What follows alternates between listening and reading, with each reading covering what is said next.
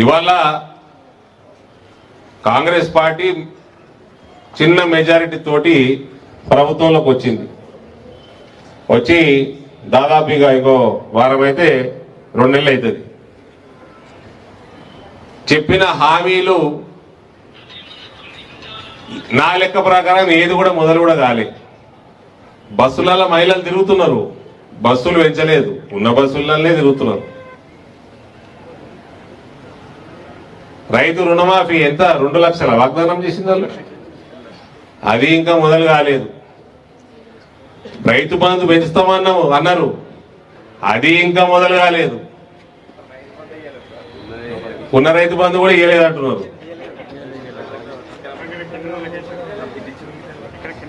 Gas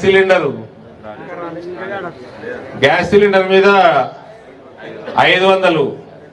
అయితే ఇప్పుడు major panchayat ఏంటంటే కర్ణాటకలో వినబడుతున్నది చిన్న సైజ్ గ్యాస్ సిలిండర్ ఇస్తున్నారట. ఇప్పుడు దానికి జవాబులు చెప్పాలి. పెద్ద సైజు ఇస్తున్నారట, చిన్న సైజు ఇస్తున్నారట. దాని మీద జవాబు రావాలి. ఇంకేమున్నాయండి హామీలు? కరెంటు బిల్లు మొదలు కాలే, కరెంటు కట్టు మొదలైంది. కరెంటు కట్టు మొదలైనట్టుంది కదా. అది కాంగ్రెస్ పార్టీ పేటెన్సీ. అది కరెంటు కట్టు ఉన్నదంటే కళ్ళు మూసుకొని మనం చెప్పొచ్చు కాంగ్రెస్ పార్టీ ప్రభుత్వం ఉన్నదని. 4,000 రూపాయలు పెన్షన్ నాకు తెలిసి ఎలక్షన్లు డిక్లేర్ అయినాక 1 నెల ఇస్తాడు. 100 రోజులు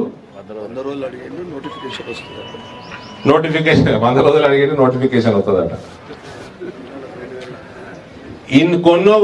కొన్ని పైసలు ఉంచిపోయినట కేసీఆర్. ఏది? రైతు బంధు కోసం 7,000 కోట్ల రూపాయలు ఉంచినట. వేద్దామనుకున్నాడు, అప్పుడు ఎలక్షన్ల పంచాయతీల ఆగిపోయినట్టు. అది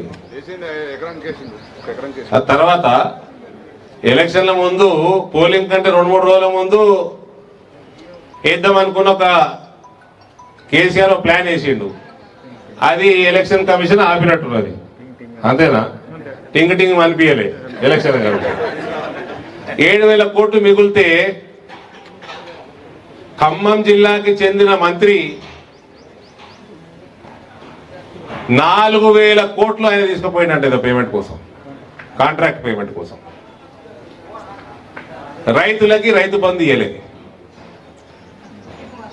ఇంకొక మంత్రి, ఇంకొక దక్షిణ తెలంగాణకి సంబంధించిన ఇంకొక మంత్రి మిగిలిన 2,000 కోట్లు తీసుకుపోయినట్టు. అది కూడా కాంట్రాక్ట్ల కోసం 7,000 కోట్లు వీగినాయి.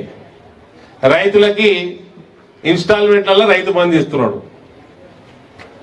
ఇక ఈ ఇన్స్టాల్మెంట్లలో రుణమాఫీ 2 లక్షలు ఎన్నడూ చేస్తారో దేవుడికే తెలుసు, రాముడే చెప్పాలి.